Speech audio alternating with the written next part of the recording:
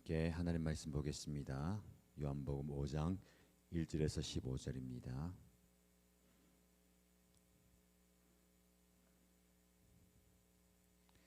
오늘 저와 여러분이 함께 묵상할 말씀은 요한복음 5장 1절에서 15절입니다. 같이 읽겠습니다. 그 뒤에 유대 사람의 명절이 되어서 예수께서 예루살렘으로 올라가셨다. 예루살렘에 있는 양의 문 곁에 히브리 말로 베드사다라는 못이 있는데 거기에는 주랑이 5 있었다. 이 주랑 안에는 많은 환자들, 곧 눈먼 사람들과 다리 저는 사람들과 중풍병자들이 누워 있었다. 그들은 물이 움직이기를 기다리고 있었다. 주님의 천사가 때때로 못에 내려와 물을 휘저 놓는데 물이 움직인 뒤에 맨 먼저 들어가는 사람은 무슨 병에 걸렸든지 나았기 때문이다. 거기에는 38해가 된 병자 한 사람이 있었다. 예수께서 누워 있는 그 사람을 보시고 또 이미 오랜 세월을 그렇게 보내고 있는 것을 아시고는 물으셨다. 낫고 싶으냐? 그 병자가 대답하였다. 주님, 물이 움직일 때에 나를 들어서 못에다가 넣어주는 사람이 없습니다. 내가 가는 동안에 남들이 나보다 먼저 못에 들어갑니다. 예수께서 그에게 말씀하셨다. 일어나서 내 자리를 걷어가지고 걸어가거라. 그 사람은 곧 나아서 자리를 걷어가지고 걸어갔다. 그날은 안식일이었다. 그래서 유대 사람들은 병이 나은 사람에게 말하였다. 오늘은 안식일이니 자리를 들고 가는 것은 옳지 않소. 그 사람이 대답하였다. 나를 낫게 해주신 분이 나더러 내 자리를 걷어가지고 걸어가거라 하셨소. 유대 사람들이 물었다. 그대에게 자리를 걷어가지고 걸어가라고 말한 사람이 누구요? 그런데 병 나은 사람은 자기를 고쳐주신 분이 누구인지를 알지 못하였다. 거기엔 사람들이 많이 붐비었고 예수께서는 그곳을 빠져나가셨기 때문이다. 그 뒤에 예수께서 성전에서 그 사람을 만나서 말씀하셨다. 보아라, 내가 말끔히 나았다. 다시는 죄를 짓지 말아라. 그리하여 더 나쁜 일이 너에게 생기지 않도록 하여라. 그 사람은 가서 자기를 낫게 하여 주신 분이 예수라고 유대 사람들에게 말하였다. 아멘. 오늘 우리에게 주신 귀한 말씀의 은혜, 말씀의 깨달음, 깨뜨림의 시간 되길 바랍니다. 혹시 여러분 이런 생각해 보십니까? 나는 너무 오래 이 문제를 안고 살았어. 이제는 변화가 불가능해. 나는 이렇게 사는 게 익숙해졌고 다른 삶은 상당도 못해. 우리 살면서 여러 가지 문제들을 안고 살아가죠. 어떤 문제가 있습니까?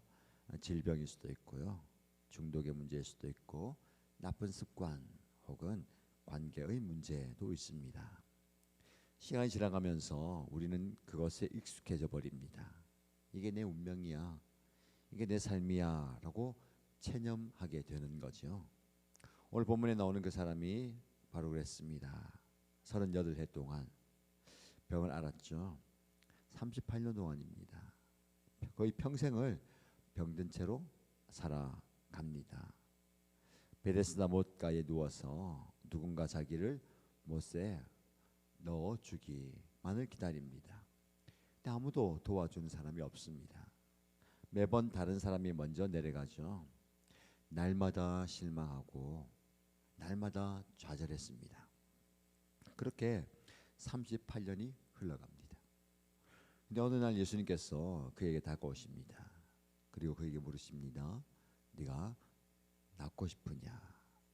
그걸 말씀하시죠. 일어나서 내 자리를 들고 걸어가거라.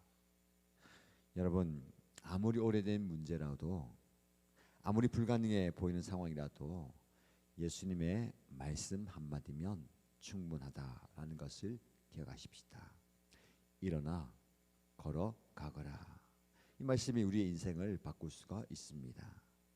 오늘 우리는 본문의 말씀을 통해서 우리 함께 일어나 걸어가는 경험, 이런 은혜를 누리기를 축복합니다.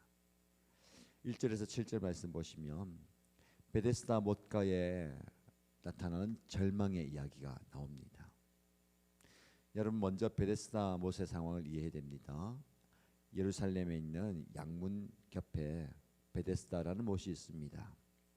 베데스다라는 히브리어 말은요, 자비의 집, 은혜의 집이란 뜻입니다. 그런데 아이러니하게도 그곳은 자비도 없고 은혜도 없습니다. 오히려 절망의 집이 되어버립니다. 거기에 주랑 5이 있고요, 많은 환자들, 눈먼 사람들, 다리 저는 사람들, 중풍병 환자들이 누워 있었습니다. 근데 사람들이 물이 움직일 때 제일 먼저 그못에 들어가면 병이 낫는다라고 믿었습니다. 그래서 환자들이 모여서 그못에 물이 움직이기를 기다리고 있었죠. 근데 생각해 보십시오. 눈먼 사람이 있습니다. 다리 저는 사람이 있어요. 중풍병 환자들이 서로 경쟁을 합니다. 먼저 그못에 들어가려고요. 누가 먼저 들어갈까요? 당연히 덜 아픈 사람, 더 빠른 사람이 먼저 들어가게 됩니다. 가장 도움이 필요한 사람은 항상 뒤처집니다. 그 상황 가운데 오늘 본문의 말씀에 38년 된 병자가 거기 있었다라는 겁니다. 거의 평생을 병으로 고생한 사람이죠. 베데스다 못가에서 매일매일 실망하면서 보낸 세월이 38년입니다. 예수님께서 그를 찾아오시고 그를 보시고 그에게 다가가서 물어보십니다. 네가 낫고 싶으냐? 이상한 질문이죠.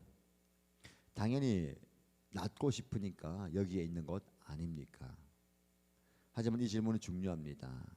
왜냐면요, 때로는 우리가 너무 오래 아프다 보면 아픈 것에 익숙해집니다. 우리의 상황과 환경에 익숙해져 버려서 변화를 두려워하게 되는 겁니다. 이 병자의 대답이 어떤 대답입니까? 선생님, 물이 움직일 때에 나를 저 못에 넣어줄 사람이 없습니다. 내가 가는 동안에 다른 사람들이 이미 벌써 그 못에 들어가 버립니다. 여러분, 그 사람은요, 예, 낫고 싶습니다 라고 대답해야 되죠. 근데 그렇게 대답하지 않습니다. 대신 변명하죠. 나를 도와줄 사람이 없습니다. 항상 다른 사람들이 나를 앞서갑니다. 내가 뒤처집니다. 여러분, 이 사람의 변명이 우리의 변명인 것 같아요. 우리도 이런 변명하면서 살고 있지 않습니까? 환경이 좋지 않습니다. 상황이 받쳐주지 않습니다.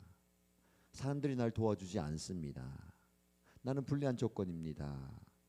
이렇게 변명하면서 변화를 포기하고 있지는 않습니까? 우리 예수님께서는 저와 여러분들이 이 자리에 그저 그렇게 머물러 있기를 원하지 않으십니다. 이 상황, 이 본문의 말씀을 중심으로 여러분에게 이런 적용 질문을 드립니다. 나에게도 38년 같은 오래된 문제가 있는가? 그 문제에 너무 익숙해져 버려서 변화를 포기하고 있지는 않은가라는 질문입니다. 나는 변명하며 살고 있는가? 나는 정말로 예수님이 주시는 변화를 갈망하는가라는 질문을 마음에 한번 새겨보시고 적용해 보십시오. 8절 9절 말씀에 예수님께서는 일어나라라는 명령을 주십니다. 놀라운 일이 일어나죠. 예수님 그에게 일어나서 내 자리를 들고 가거라. 이 말씀에는 3가지 명령이 있습니다. 첫 번째는 일어나라. 평생 누워있던 그 자리에서 일어나라는 겁니다. 두 번째는 너의 자리를 들고 지금까지 누워있던 그 자리를 들으라. 그리고 걸어가라. 아니, 한 번 또 걷지 못한 사람에게 걸어가라고 명령하십니다. 불가능해 보입니다. 말이 안 되죠.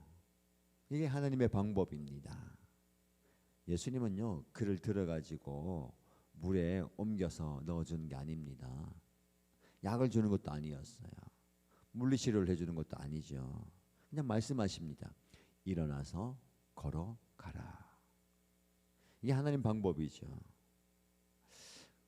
9절 말씀 보니까 그 사람이 곧 나아서 자리를 들고 걸어갔다라고 말씀합니다. 곧, 즉시, 바로. 그 순간에 망설임 없이 지체 없이 그는 일어났습니다. 그래서 자리를 들어요. 그리고 그 자리를 들고 걸어갑니다. 38년 만에 처음으로 일어나는 일이죠. 38년 만에 처음으로 걷습니다. 예수님의 말씀 한마디도 이런 기적이 일어난 겁니다. 여기서 중요한 것은요, 그가 어떻게 일어날 수 있었을까? 정말 그게 가능할까? 라고 의심하지 않았습니다. 그냥 일어났어요. 예수의 말씀을 믿고 순종하게 되는 겁니다. 여러분, 이 말씀을 통해서 우리가 중요한 깨달음을 가지게 됩니다. 일어나는 거, 그게 의지일까요? 예수님의 역사일까요? 예수님 역사하시잖아요. 말씀하셨잖아요. 예수님 말씀하셨습니다. 일어나라. 근데 우리가 그 자리에서 일어나지 않고 무슨 말씀입니까? 어떻게 일어날 수 있습니까? 그건 안 돼요. 그럴 때가 참 많은 거예요. 일어나라고 하면 일어나면 되는데, 아유, 그게 어떻게 될까요? 그런 이치 안 맞습니다. 제가 어떻게 일어날 수 있나요? 이 상황 보세요. 이 양변 보세요. 그럴 때가 참 많다는 겁니다. 여러분, 하나님께서 우리에게 명령을 주실 때 능력이 따라옵니다. 무슨 말씀이냐면 모세더러 이집트로 가라고 말씀하셨잖아요. 일어나라고 했잖아요. 모세는 이렇게 합니다. 제가 어떻게 일어납니까? 제가 어떻게 거기 갑니까? 안 됩니다. 하나님은 명령을 주시면요, 반드시 감당할 수 있는 능력을 주십니다. 일어나라고 하면 일어날 수 있는 능력을 주시는 거예요. 가라고 하면 갈 수 있는 능력을 주시고, 이것을 하라고 하면 하는 능력을 주십니다. 근데 우리가 그걸 잊어버려요. 하나님께서 저와 여러분에게 무엇을 명령하십니까? 불가능합니다. 안 됩니다가 아니라 말씀하시면 감당할 수 있는 능력을 주시는 것을 믿으시길 축복합니다. 우리에게 필요한 것은 뭡니까? 일어나는 거예요.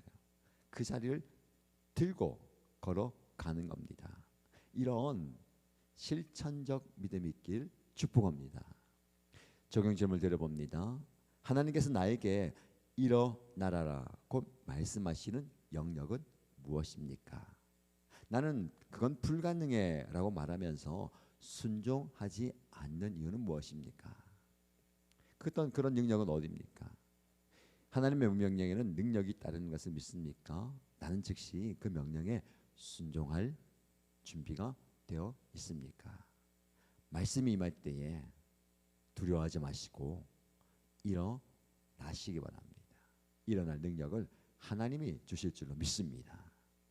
마지막 10절에서 15절 말씀, 예수님은요, 그 병자를 향해서 다시는 죄를 짓지 말라라고 말씀하십니다. 근데 문제가 생겼어요.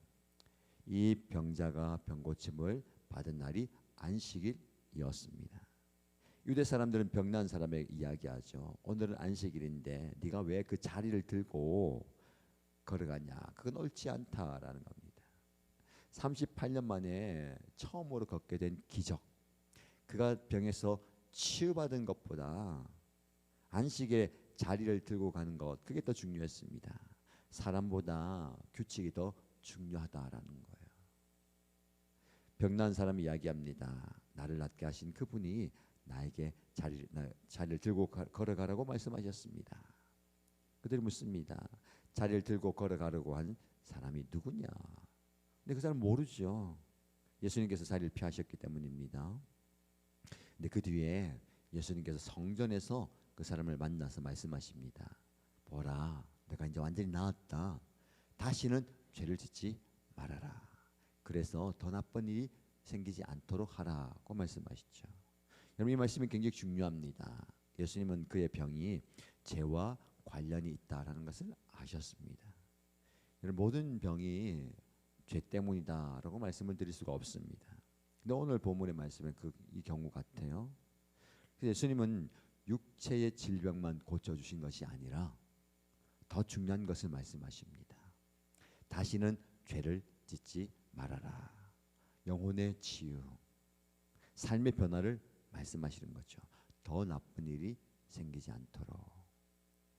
여러분, 육체의 병보다 더 나쁜 것이 있습니다. 우리는 질병에 걸리고 큰 병이 생기면 큰일 났다라고 생각하는데 그것보다 더 중요한 게 있죠. 영혼의 질병입니다. 영원한 멸망이잖아요. 사실 우리가 그걸 치유받아야 됩니다. 세상 사람들은 그걸 몰라요. 영혼이 죽어가는데, 죽은 영혼 가지고 살아가는데 육신의 건강만 생기고 육신의 건강만 추구하는 거, 불쌍한 일이죠. 우리 예수님을 만나야 영혼의 치유를 경험하게 됩니다. 저와 여러분, 육신의 질병의 치유뿐만 아니라 영혼의 회복이 있기를 축복합니다. 그 사람이 물러가서요, 자기를 낫게 하신 분이 예수님이다 라고 증거합니다. 이게 증언이에요. 자기가 경험한 것, 자기가 깨달은 것을 나누는 겁니다. 여러분, 진정한 치유는요, 육체만의 치유가 아닙니다. 삶의 변화, 죄로부터의 자유, 그리고 완전한 가치관의 변화입니다.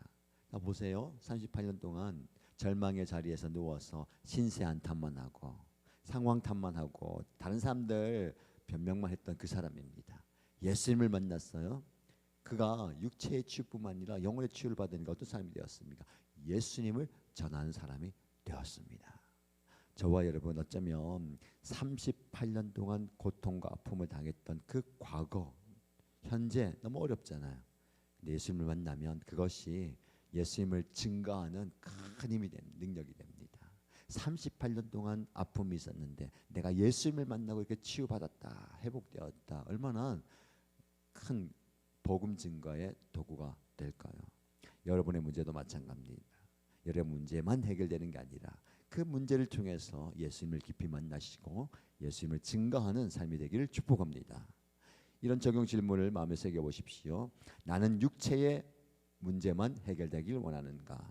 아니면 삶의 변화를 추구하는가? 내 문제의 뿌리에 죄가 있지는 않은가 돌아보십시오.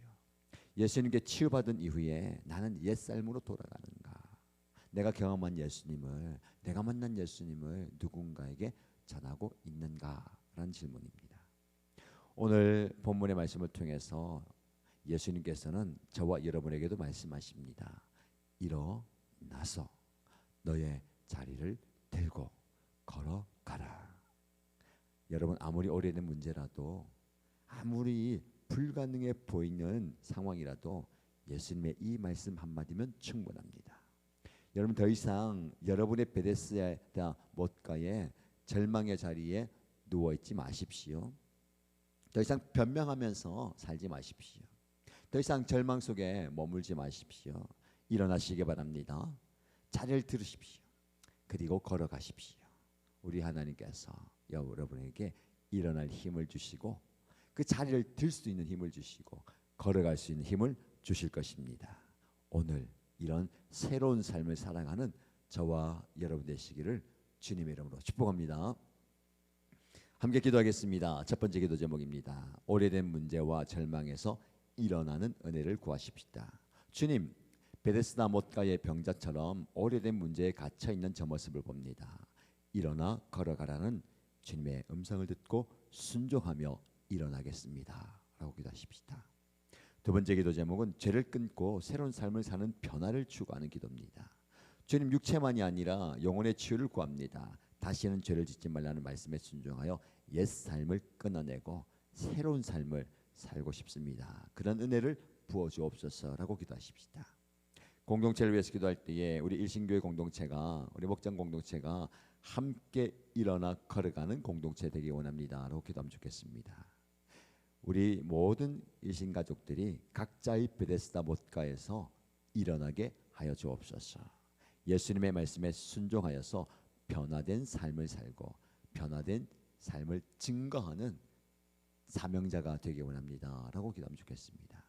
아울러서 오늘 금요일입니다. 목장 모임마다 큰 은혜가 임하게 하시고 그 목장에서 치유와 회복의 역사가 일어날 수 있도록 기도하시기 바랍니다. 그리고 돌아온 주일 예배 가운데 성령께서 임재하셔서 놀라운 은혜가 임하는 예배가 될 수 있도록 기도해 주시기 바랍니다. 자, 이 기도 제목 기도하시고요. 개인의 기도 제목 올려드리면서 함께 간절히 기도하겠습니다.